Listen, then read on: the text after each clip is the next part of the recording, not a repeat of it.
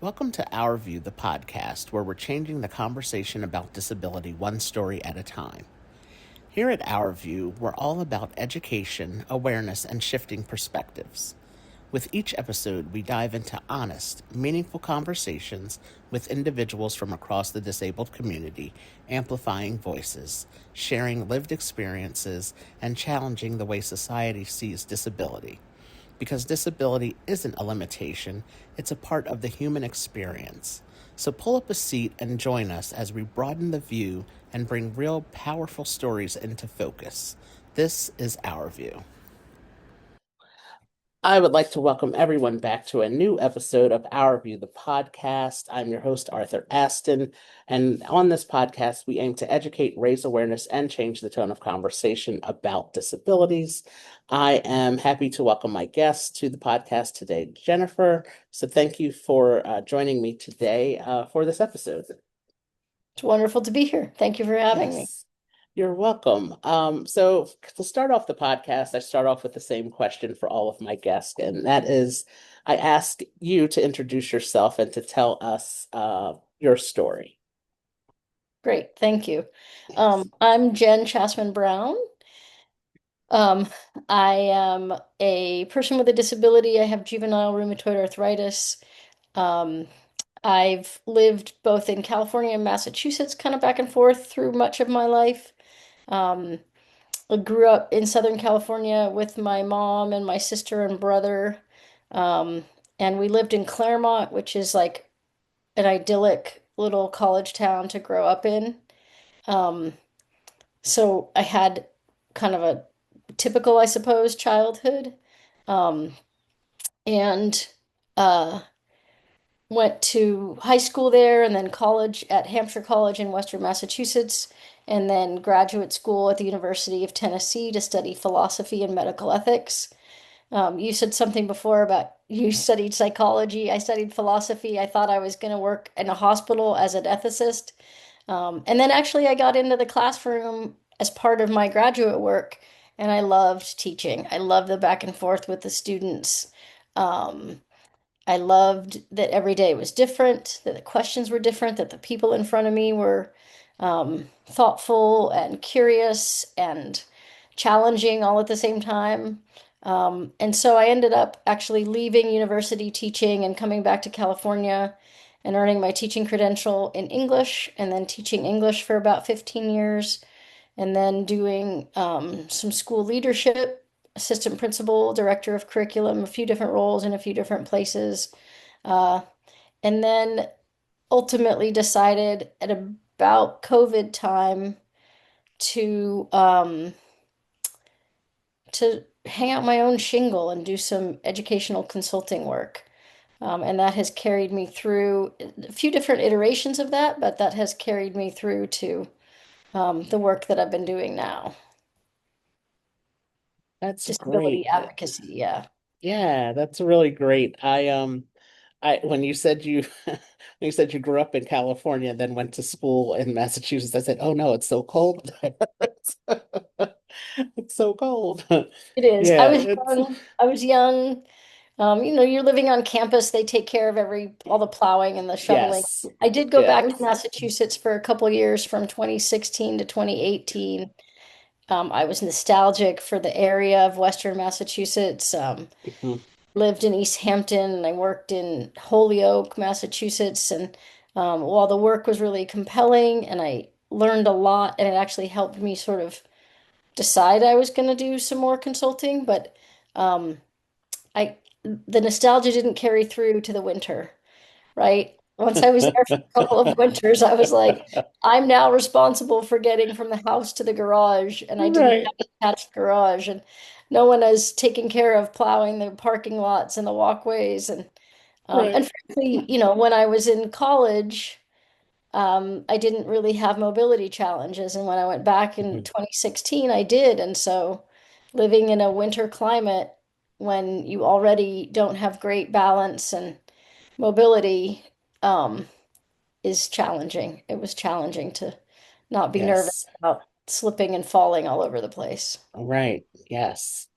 So getting a little bit into your mobility challenges. You mentioned that you were diagnosed with juvenile rheumatoid arthritis, and through reading through some of your previous work that you have done in other interviews, you were diagnosed at the age of 6. So can you share with us and explain a little bit more about what uh, juvenile rheumatoid arthritis is and what that was like for you as a child? And then the second part of that is how has that diagnosis continued to impact your life now in more recent years? Yeah, I think I've lived sort of two lives with JRA. Um, as a child with the diagnosis, a lot of the treatment felt sort of preventative. Um, I don't remember being super limited. I played soccer and basketball and softball and was really active with the other kids in the neighborhood. And we go to the playgrounds, and I was in, ASO soccer leagues and city soccer leagues and basketball leagues. So I don't remember being so limited physically. I had to do things like um, go every Saturday to get blood tests, and they used to give gold shots. It actually had some gold in it, and it was this injection with what I recall being a long and painful needle that I would try to avoid each Saturday. But to go do those things, and I would wear these molded braces on my upper arms, or rather my forearms and my legs at night that kept my legs straight. Again, I think it was long ago enough ago that I think they didn't know what to do with juvenile rheumatoid arthritis. It's not that different than any other arthritis. It's a systemic disease, so it affects all of the joints in my body. Um, but I found the braces to actually be limiting. So I would wake up and my legs would have been straight all night, and then bending them was a challenge. And I guess their thought was better to have them be straight so you can get up and walk around than have them be bent and stiff in that position so that you couldn't. Um, but I'll tell you, like I was a little kid, I was just doing what the adults around me were telling me to do, right? Um, but I still, like I said, I was super active. I took prednisone for a lot of my youth. Not great for your body, certainly not great long term. When I got to my teenage years, I said I wanted to stop taking it, and I didn't have a lot of pushback because I think that the doctors knew that I was still in pretty good condition and it was, potentially damaging for my body. So I was really active from that point um, up until I would say like my early 40s is when I started being more impacted by um, the arthritis, and it became visible for me. I guess the way that I kind of outed myself first was I got a service dog. I had a friend who had dogs that she bred and raised, and many of them had been service dogs, and she asked if I wanted one, and so we picked one and did all the training with it. And initially, when I had it, people used to say, "Oh, who are you training that dog for? Like, who's that going to be for?" Right? I'd be in the store and they could see clearly that I could walk and that I could see. And so they were confused by me having a service dog. Um, but it became integral to my ability to get around. I would go hiking with him still and like be able to lean on him. So he was like still would steady me. He could pick things up for me. It was great. Um, but it was really like my 40s that my arthritis became visible. It's visible in my hands. It's visible in the way that I walk. Uh, and I said at the beginning that I felt kind of like I had two lives. So suddenly I'm a person who has been a school leader and a, speaker to crowds and worked with all kinds of different people. And I suddenly hit this place where people noticed me, but they only noticed my limitations. They might notice my physical disability. They noticed my differences. And the last 10 years or so has been really hard because I did not have to face that for most of my life. And I still struggle today with how to respond to people when they act in peculiar ways around me or say things to me that I don't think are okay.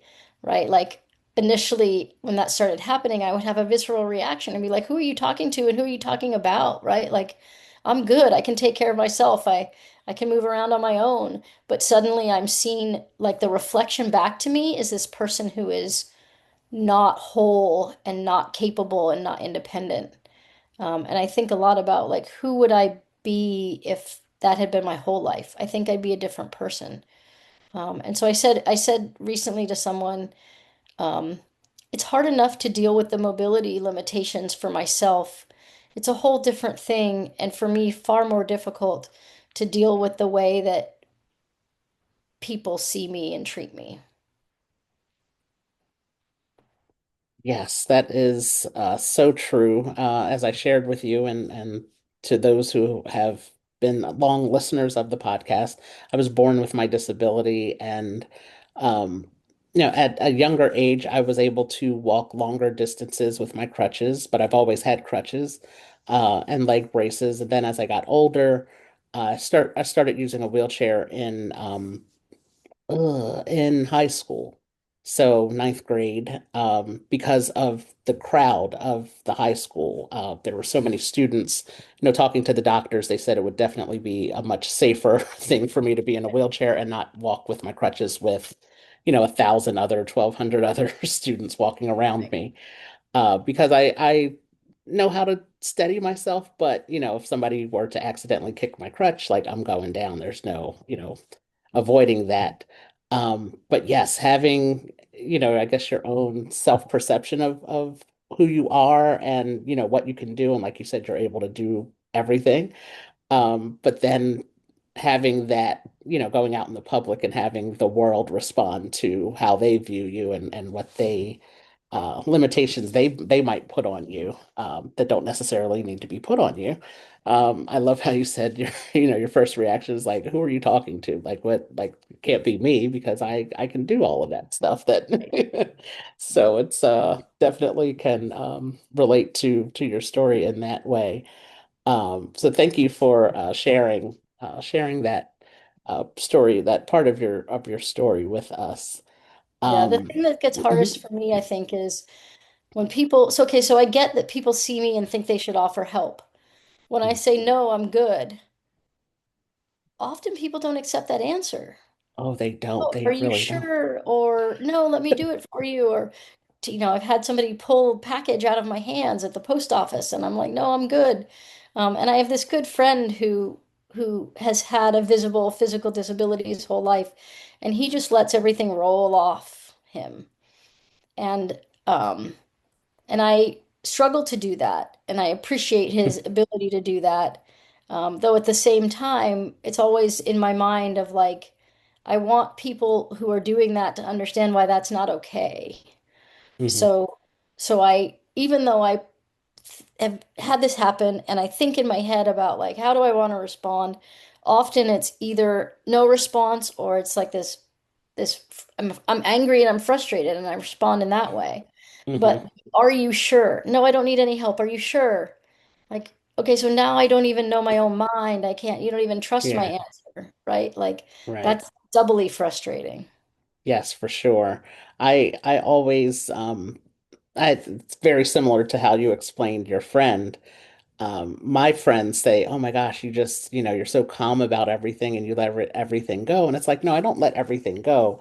It just it really depends on what time of day it is because it can be a very long day. So Right. earlier in the day, I respond more calmly. Toward the end of the night, if you catch me, it might be a more Gut reaction. a more direct reaction for sure. It's just I always tell people that like no, it's 10 o'clock in the morning. I can't, can't lose my can't lose my shit too early. So it's just you got to do, pace myself. I have to pace myself. I'm going to be out all day. So because the things that we experience throughout a whole day, a whole 24 hours can really be intense at times. So yeah, that's what I always say. I pace myself for, using the stronger reactions for when I really need to. But There's the trope about people with disabilities not being out and about. And I yes. feel like I've I understand that more from the last 10 years of my life than I did from Hmm. the first 40, in that people without disabilities don't understand the energy that it takes to be out in spaces where you're constantly evaluated, judged, treated, maybe infantilized, like treated like you're not capable. Like, yes, of course we're out and about and we want to be out and about, we people with disabilities, but the world doesn't always make it easy, right? Right. And comfortable. Yes. This is about helping people to understand that we're people. Somebody at a presentation that I did said to me, "So you like don't like being offered help all the time. If we want to help you, how should we offer help?" And I said the same way you would to an able-bodied person, which is not falling all over yourself to help them, but just like casually, low key offering help and then accepting their answer if they say no. Yes. Right. And the person that I was talking to was a nurse in training and just went, oh, of course I should do it the same way that I would an able-bodied person. Why am I thinking of you as any different than anyone else? And so it was nice because he left with a different way of thinking about, you know, like helping a disabled person is the same as offering help to anyone else. Right. We'll take it if we need it and tell you we don't if we don't, right? Yes. And like you said, accept our answer if we say no. Yeah. Yeah, that really is really interesting because it's always very similar to, oh, I don't know how to, approach someone with a disability. It's like just like you would anyone else, just say hi to them. Like they, Right. Yeah. introduce yourself just like you would anybody else. Like it works the same way. I promise you it does. Like it's really not, Absolutely. don't think too hard about it. Don't think too deep about it. Just, let the conversation happen and everything will be okay. It will all work out. I Yeah. promise you it will. Yeah. Yes. Oh, I'm so glad we're having this conversation because it's definitely one that is needed to be had more often. Because again, like people with disabilities are out in the world. We're doing things, we're living our lives. We're grocery shopping, like you said, you're going to the post office, I'm going to concerts and shows and things like Yeah. that. Um, it's just that the world is not always accessible for us. So, like you said, it takes a lot of energy for us to be out in spaces like that. So, thank you again for sharing all of that with us. Yeah. So you shared that you've gotten into well, education has always been, your thing. You're a teacher and educator, but now you've gotten more into the consulting roles. And you have created, it's called New Ground Educational Consulting. Can you share with us the mission of New Ground Educational Consulting and um, can you share some of the parts of the work that you do as an educational consultant? Sure. So, the mission has changed a little bit over time, thanks to COVID and thanks to the current administration and the sort of tone of doing inclusion work. I Hmm. actually came to consulting. Two things sort of brought me to decide to do that. The first was I was working at a district in Massachusetts called Holyoke. And Holyoke is a public school district that is um, like almost split in terms of the student population between Puerto Rican students and Irish American students. And a lot of the Puerto Rican students are first generation students in the US. While I was there, a hurricane hit Puerto Rico and destroyed some schools. Within a week, we got something like 150 new students in a school of 1,100. So it was a huge addition to our student population. But what I realized, I was the assistant principal for academics there, and as much as I care about academics and want students to be learning and doing their best and being successful in their academics, um, I realized we weren't serving a lot of our students. And by that, I mean if they're coming to school without English language, if they're coming to school without food, if they're coming to school from homes where their grandparents who are in their 70s and didn't expect to be parenting again are parenting them, or their brother or their cousin who is only 3 years older than they are is suddenly their guardian.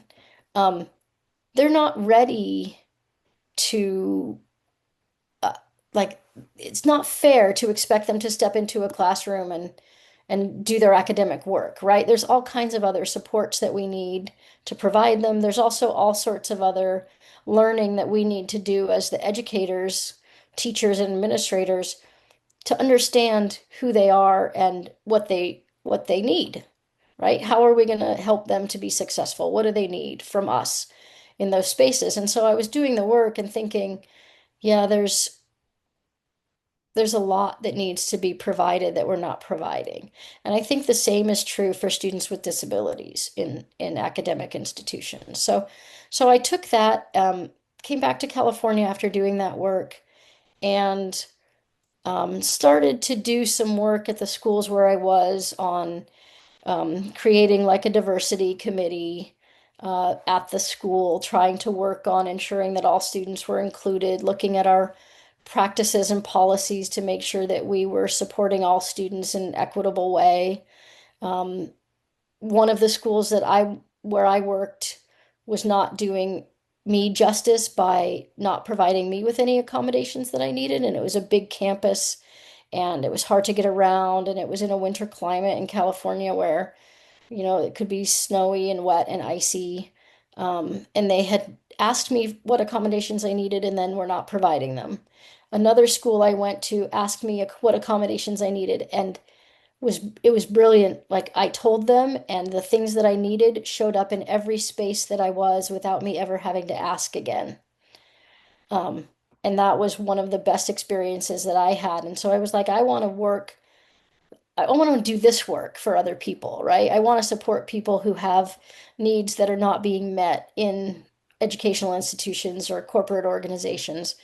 Um, so when I started New Ground, initially I started very broadly, doing everything from consulting with schools to support teachers in developing curriculum and providing instruction.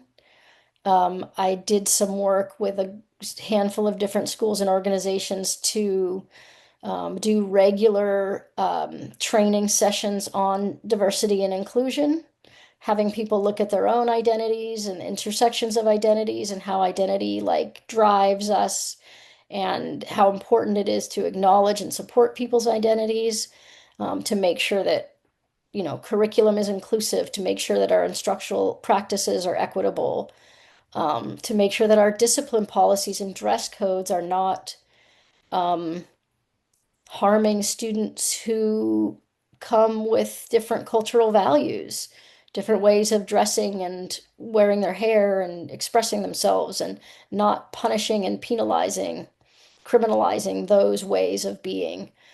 So I did a lot of that work at first and found about 3 years ago that the pushback was incredible, not in a good way. So people were starting to say, we don't need diversity training. We don't need to do this work. And so I did a little bit of a pivot, decided that when I talked about disability as a living experience that I had, I got a lot less pushback. There were a lot fewer challenges to me sharing it. And I think it's because disability is less hot button than if I talk about race or ethnicity or even gender or sexual orientation. And I can be doing the work broadly, still be teaching people the ideas and approaches that are about diversity and inclusion. But if I focus on my living experience and start with disability, it's a funny thing, Arthur. Um, People somehow recognize that, like, it would be gross to say they don't care about people with disabilities and that they don't want them in their spaces, while it's become acceptable in some ways to say, oh, we don't need to do anything different for people who are people of color or people who are LGBTQ. Like, so this I found is sort of the path that I can take to continue doing the work and continue doing the work as broadly as I can, but starting with disability education. How do we include people who have disabilities? How do we make sure that our organization is welcoming and that needs are met? A lot of the needs are specific, but a lot of them are really just about inclusion and belonging, and that's true for everybody who has a marginalized identity. So I'm sort of doing an end around to continuing to do the same work in a way that feels more effective and that people are more open to, if that makes any sense. Yes, it makes a lot of sense. It's very interesting how that works though. Like you said, disability, they see it as, something different, I guess, and not not related to the other things like you said, race or gender or sexual orientation. And it's really interesting how that works. And I feel a little bit like I hope people, when they hear this, don't think that that's a cop out, me taking a different route to this work. But I wasn't even getting the work anymore when I presented myself as a DEI consultant. Mhm. Um, and even when I was getting in the door, there were people in sessions that I would do who were just so resistant, claiming that we didn't need to do this work, that they're, like we were living in a post-racial world, which is absurd to say, right? So I just felt like if I want to continue doing this, I need to see a different route to Mhm. it, right? And I've been able to successfully do that, continue doing DEI work, continue working with schools and organizations and nonprofits and giving keynotes and things like that. But I do tend to lead with disability inclusion. Yes. Definitely. It all makes sense to me for sure. I definitely understand it and get it for sure. And it's you have to it's kind of like you have to meet your audiences where they are kind of thing. And there's more than one way to get to the end. So if you start with disability and then work in all the other aspects of DEI, it's really you have to get there, you have to get there how you get there Right, kind right. of thing with your audiences. Yeah, so thank you again for sharing how you transitioned into this new part of your life.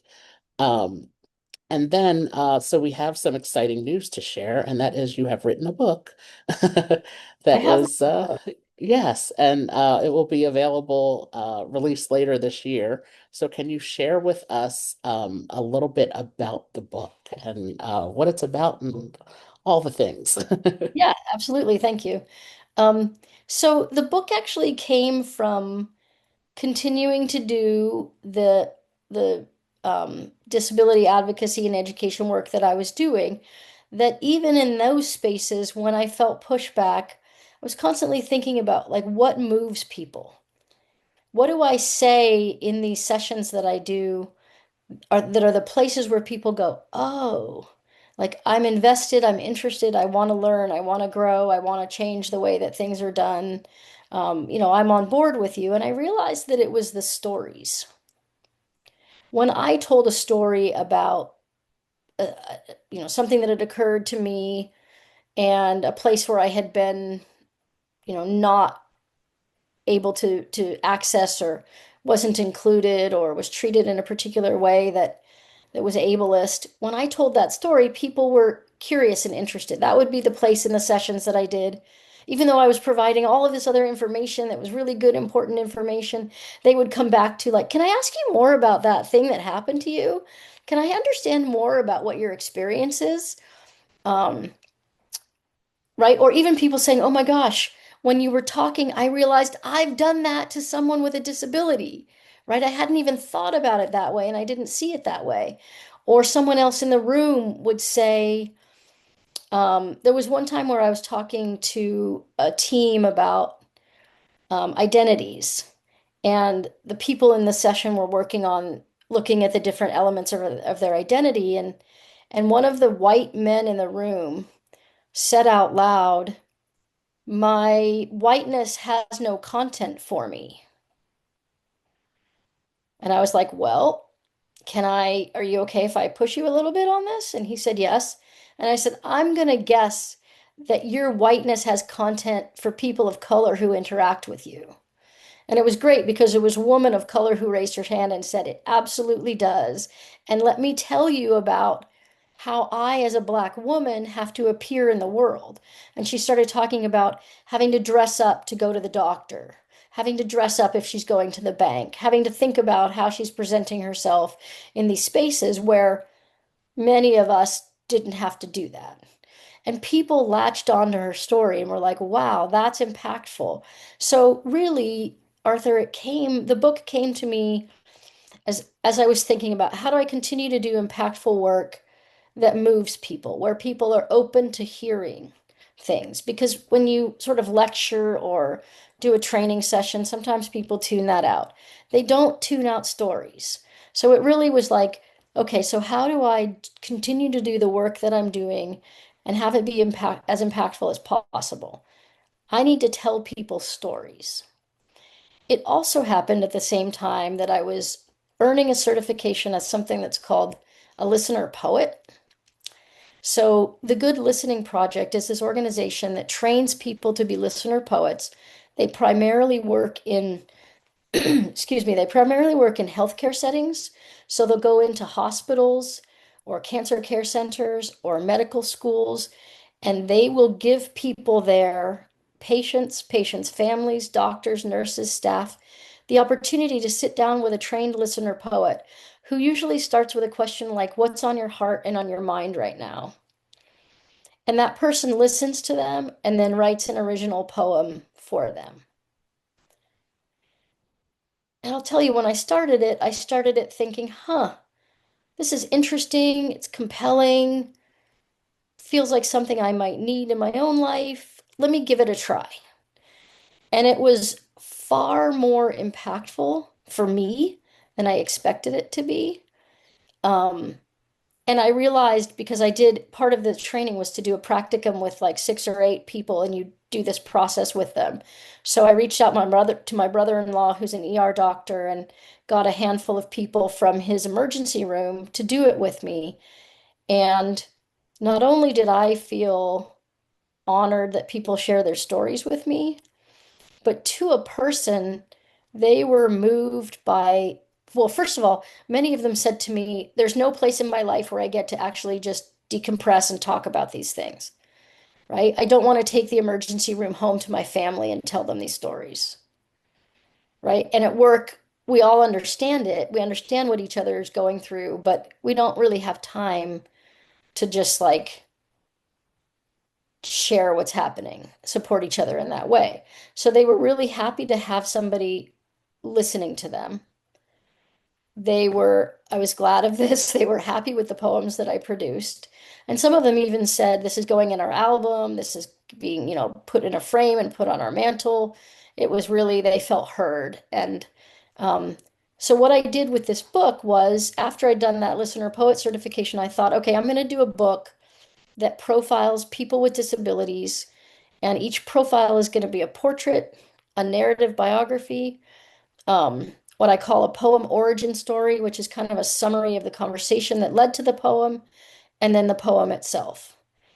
And I just thought this is a way I can continue to do the work where the focus is on telling stories.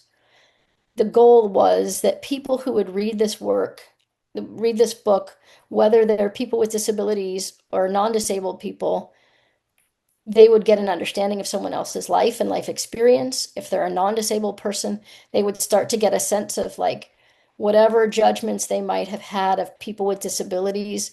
This book and these stories blow that up, right? That suddenly they're seeing people differently than they had, and they're recognizing the capacity that people with disabilities have. And I don't want it to be inspirational. I just want it to be real and to get people to recognize that like these people around you who are people with disabilities have full, rich lives just like you do, and that there's more similarities than differences, and that they deserve to, we You and I and everyone else who has a disability deserves to be in a world that embraces them and creates opportunities for their participation. Um, so I reached out to some people that I knew and invited them to be in the book. I also reached out to all kinds of different disability organizations, and I created kind of a short application form. And I was positively overwhelmed with the result. Like it was impossible to include everybody who said they'd like to be a part of it, but I was trying to include um, different like people with different types of disabilities, people of different races and ethnicities, people of different ages, people who are representative of other intersectionalities, just different life experiences. So I have 30 people in the book. I spent the better part of last year having conversations and writing. And I, again, also didn't recognize when I started this how affirming it would be for me. Like people were trusting me with their stories and trusting me to tell those stories and to write for them. And were vulnerable with me and were honest with me. And I feel like I made 30 friends that I didn't already have across the world. Um, so I've been writing and hired a former student actually to be the photographer for the project. And she's been doing, Natalie Brescia is an amazing photographer. She's been doing a great job. We've got only 8 more portraits to do. And then I spent time researching publishers and settled on Torch Flame Books, which is a publisher in Southern California, who I think is going to do a beautiful job with the book. So we're in process right now. We expect pre-orders to be available in August, and the book comes out October 6th right now is our publication date. That is wonderful. It really, I love the idea of the book, and including different people's stories. I definitely could relate when you were saying, when you do your, your speaking engagements, people latch on to the stories, and they always go back to that, no matter what, like you said, no matter what, topic you're talking about, they always go back to, well, can you tell us more about that, Right. that time you did this, and it's like it didn't feel like it was a finished story. So can you go back and tell us more about that? And I could also relate to through hosting this podcast and having 100 episodes where most of them have been guests who are sharing their stories, Mhm. how rewarding it has been for me to host this podcast, that people trust me to, put their stories out there. So I could relate to you, saying how you feel, connecting with the people who are now going to be part of your book. And I'm excited to read Thank it. you. I'm excited to read it too. Yes. It's funny too. I just think about stories like what do we naturally do when somebody tells a story? We connect, right? We say, Mhm. "Oh, I've had that experience too." Or Right. if we haven't, we say, "Wow, like what must that be like? That's interesting. Let me consider that." So it's like doing advocacy without it feeling like advocacy. Does that make any sense? And I Yes, think it that does. people, when they read these stories and read the poems are focused more on what is it like for that person to live with their disability. So I started by asking people if they define themselves as a person with a disability. Hmm. Um, and and then I tried to hone in on like what is the very specific thing that they said that is unique and build a poem around that. So for example, there's one person who has autism and talks about she said to me in our conversation something about like life feels like a freeway because do you remember that game Frogger? You might be too young for that. No, There's a I video I game where you have do. to like Yes. move this frog across a highway and all these cars are coming and noises Yes. and so she described it kind of like that where would have to move through things that all felt sort of fraught with danger, right? And so when I was writing her poem, I talked about when all of the things that you hear and all of the things that you see and all of the things that you feel arrive all at once, how are you ever supposed to step off the curb? Right? And I think people could understand that feeling of being overwhelmed. How am I supposed to move forward when so much input comes at once? How do I navigate through it to move forward? And so I wrote her poem around that idea.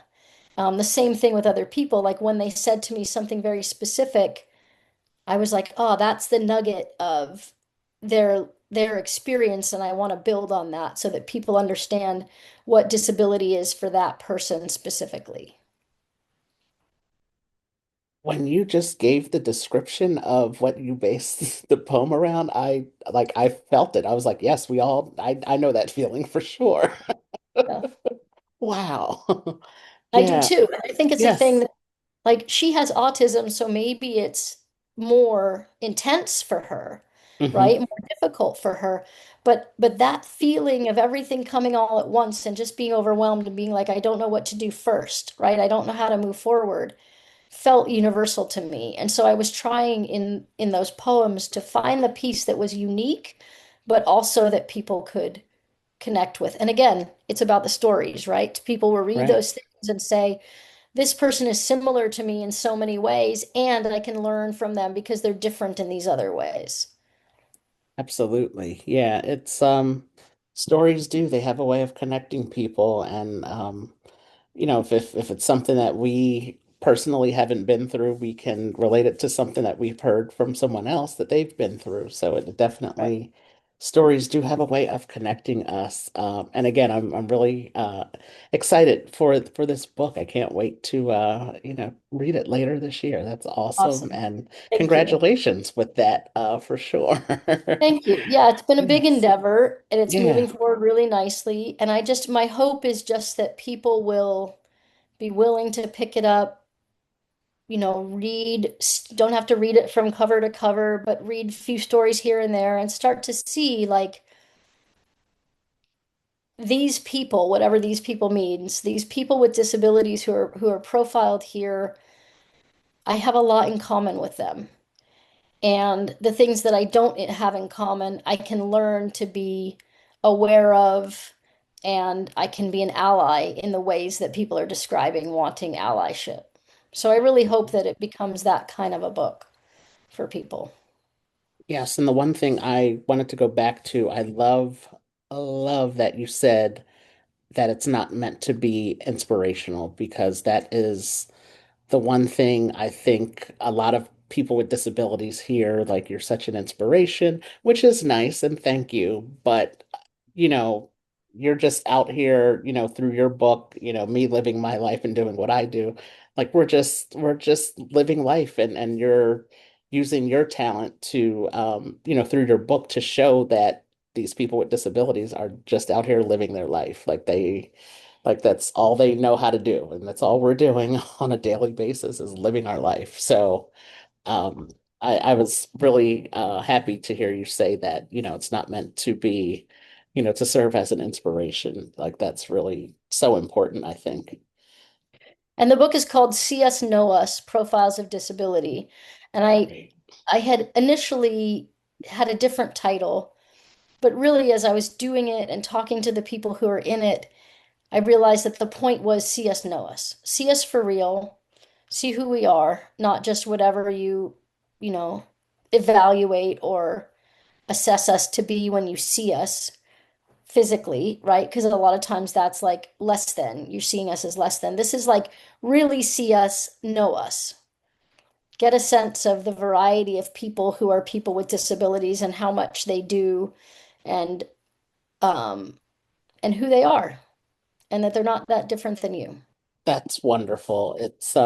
I'm enjoying this conversation so much. As am I, thank you. Yes, yes. So Jen, as we wrap up, can you please share with everyone about your website where they can find you online if you have any social media accounts, and also if you have any additional resources that you would like to share or recommend, either things that you have, written or websites, movies that, address the issues the topics that we were talking about today. Sure. So, probably the best place to find out about the disability advocacy work that I do is New Ground Educational Consulting.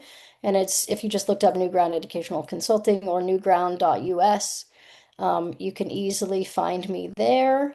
I am also, I have a nonprofit t-shirt company called morethanat-shirtco.com, and you could find that there. I'm right now doing a collaborative fundraiser with an organization called Spoken Heroes that is um, run by a gentleman named Stephen McCoy, who's a deaf-blind journalist, and we're doing a fundraiser for his organization by selling the shirts. So please pop over there and see if there's something that you like as well. Um, I'm on LinkedIn, Jennifer Chassman-Browne, and I have also a Facebook page and a Facebook author page, um, Jennifer Chassman-Browne author. Also easy to find. And I do have a poetry book that I published last year that's broad in topics, but there are a few pieces in there that are about, I think I call the section the body, but it's really about living with my arthritis and a couple of pieces about what I experience um, being out in the world. So that's where you can find me. And I think my email is linked to a couple of those sites, the LinkedIn and the Facebook. You can reach out to me if you wanted to. Um, I certainly will, starting in September, August or September, be promoting the See Us, Know Us book. So look for that coming up as well. In terms of other resources, like the two books that I've read most recently that were brilliant, um, were The Anti-Ableist Manifesto by Tiffany Yu. And it's just, especially if you're not familiar with disability culture or ableism, what it is and how to avoid it and how to be an ally, that's a great book. And then the second one that just came out was Jamie Shields and Celia Charda Aris, a book called Unlearning Ableism, um, that is has graphics that are really impactful and helpful, um, and just a super book about how to be um, anti-ableist and how to make sure that you understand what ableism is and that you're thinking it through, particularly if you're like running an organization and you want to think about how to have events that are inclusive and how to make communications that are inclusive. I think that book does a really nice job of being broad and thorough. Yes, thank you for all of those resources and for ways how everyone can connect with you.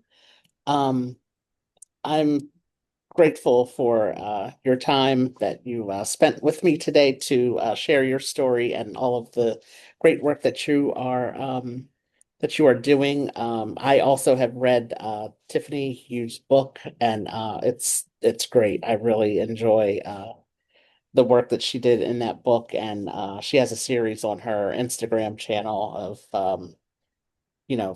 about ableism and being an ally to disabled people. So she's great. I'm looking to have her on another episode. She was a guest a few years ago on the podcast, and to talk about her book. She and I will have another conversation about that sometime soon. So Awesome.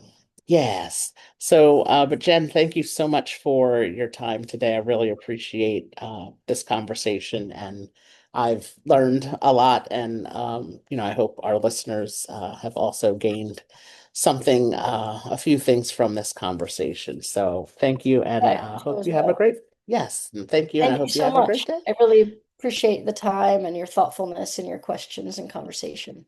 Yes, you're welcome. Thank you for joining us for this episode of Our View, the podcast, where we amplify the voices and stories of those in the disabled community, one conversation at a time. If this story moved you, taught you something new, or sparked a different perspective, we'd love to hear from you.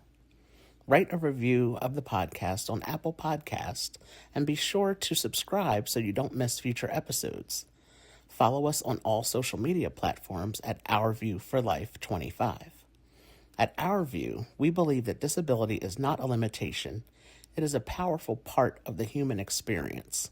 So until next time, keep listening, keep learning, and keep seeing the world through our view.